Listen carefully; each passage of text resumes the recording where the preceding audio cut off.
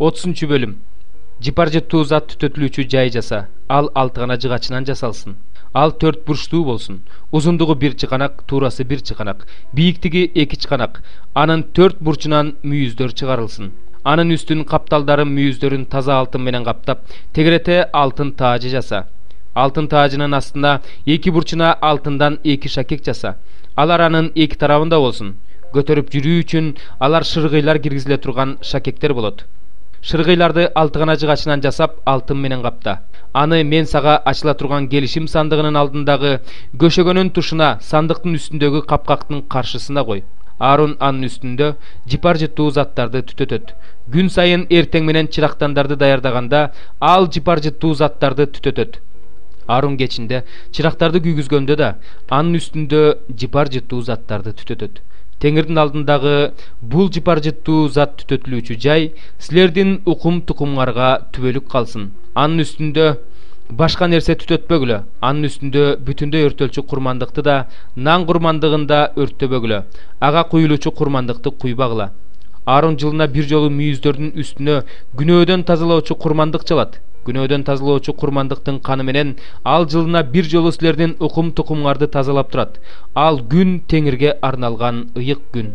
Теңир Мусага мындай деди: Исраил уулдарынын санын билиш үчүн санап жатканыңда алардын ар бири өз жанын куткарып алуу үчүн Теңирге кун төлөсүн. Ошондо алар кыргынга учурашпайт.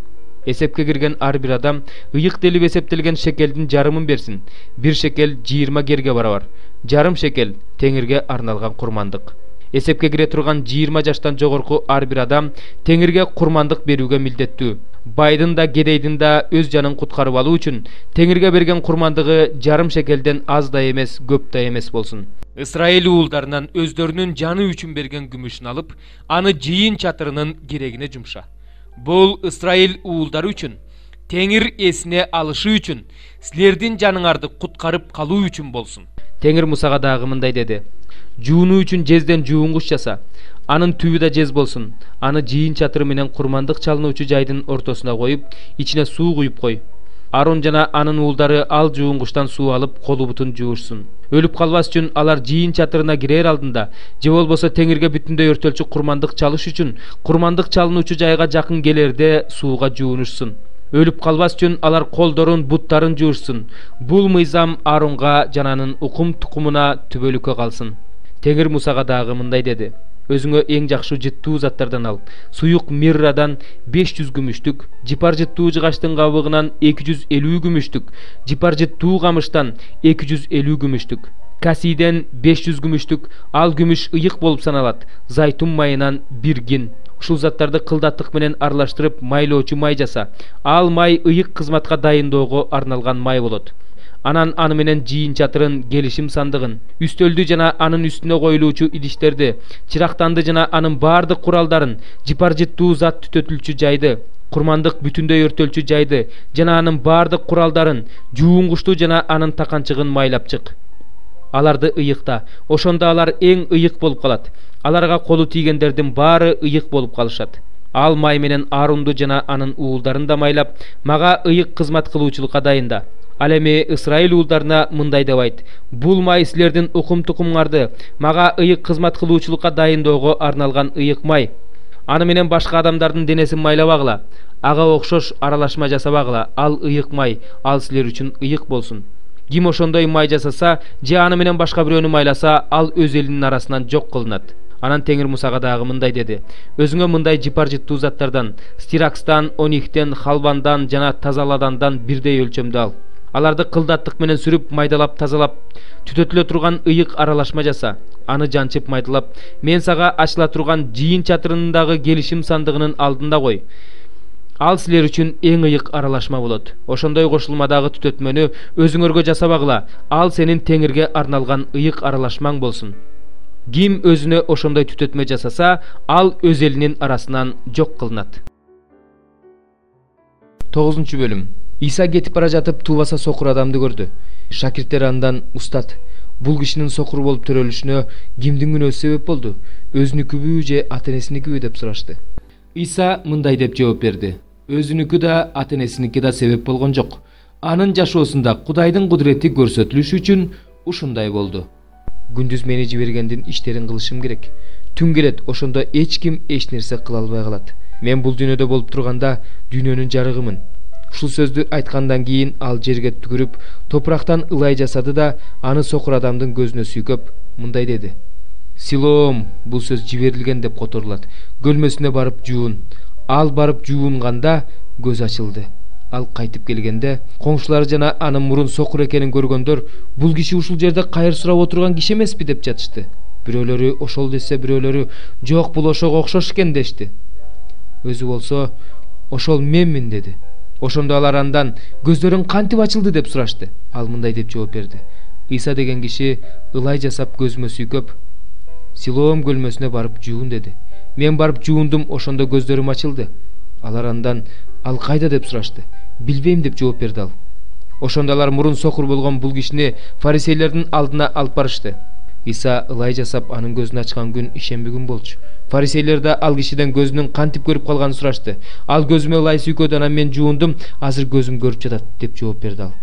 Ошондо фарисейлердин кээ бирөөлөрү ал адам Кудайдан эмес, анткени ишемби күнүн сактабайт экен дешсе, кээ бирөөлөрү күнөөкөр адам ушундай кереметтерди жасай алмак беле дешти. Ошентип алардын арасында талаш чыгып кетти. Анан алар сокур адамдын ал сенин көзүңдү ачпадыбы, ал тууралуу сен эмне дейсиң деп дагы сурашты. Ошондо ал пайгамбар деп жооп берди. Бирок жүйүттөр көз ачылган кишинин мурда сокур экенине, азыр көрүп калгандыгына ата-энесин чакыртып келмейинче ишенишкен жок. Алардан сокур болуп төрөлгөн балаңар ушулбу? Азыр ал кандайча көрүп калды деп сурашты. Ата-энеси аларга: бул биздин балабыз, анын сокур болуп төрөлгөнү чын. Бирок азыр анын көзү кандайча көрүп калгандыгын билбейбиз. Көзүн ким ачканын да билбейбиз. Бала эмес го, өзүнөн сурагыла, өзү айтып берсин деп жооп берди.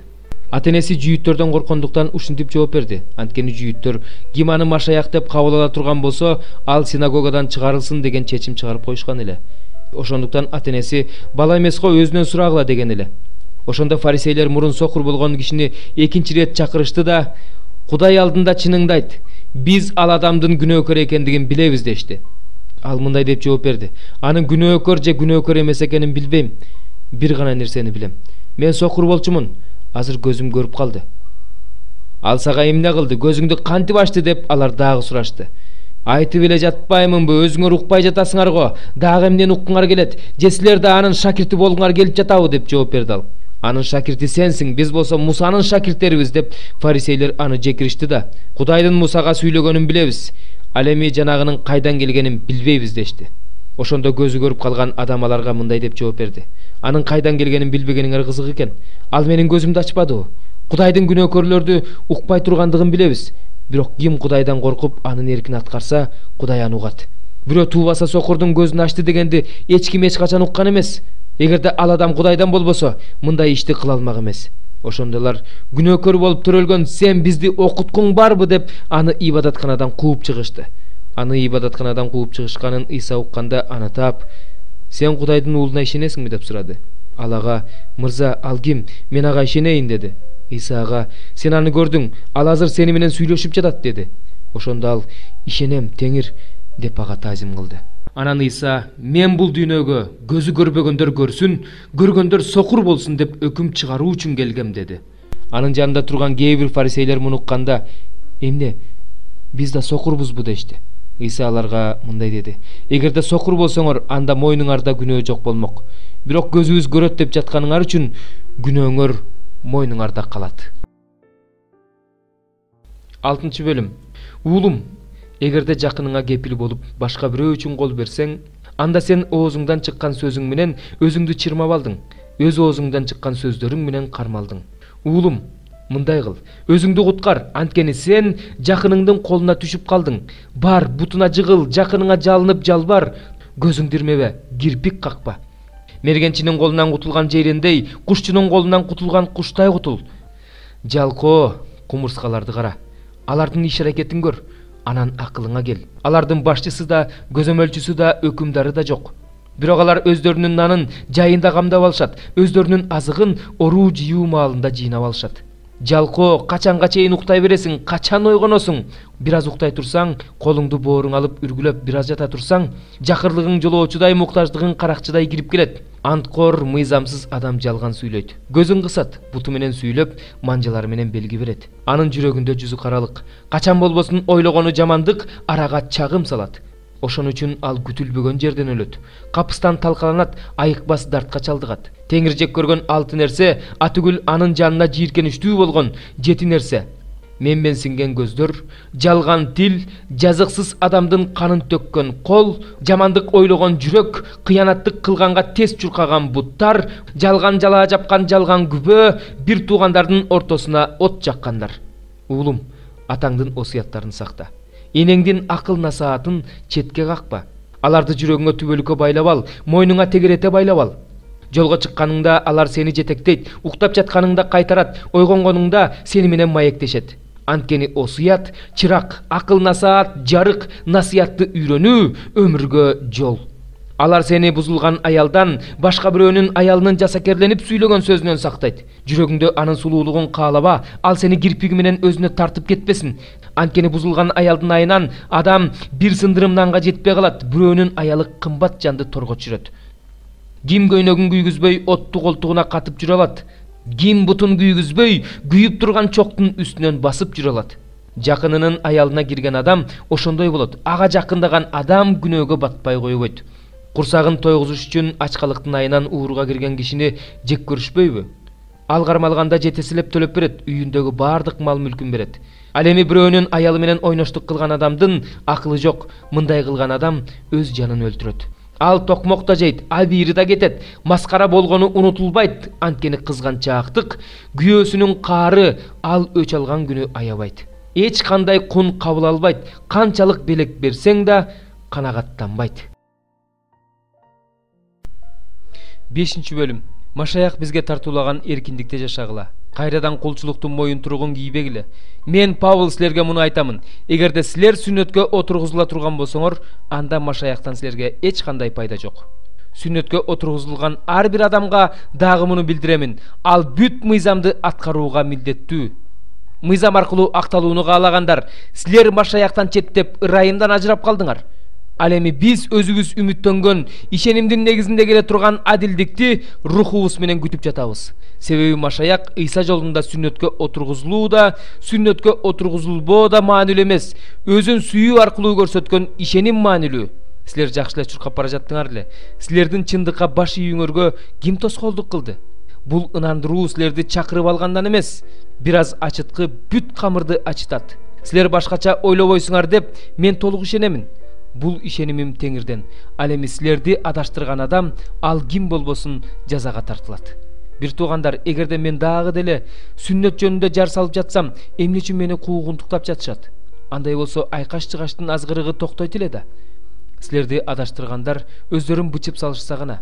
Бир туугандар, силер эркиндикке чакырылгансыңар, бирок эркиндигиңер күнөөкөр табиятыңарды канааттандырууга негиз болуп бербесин.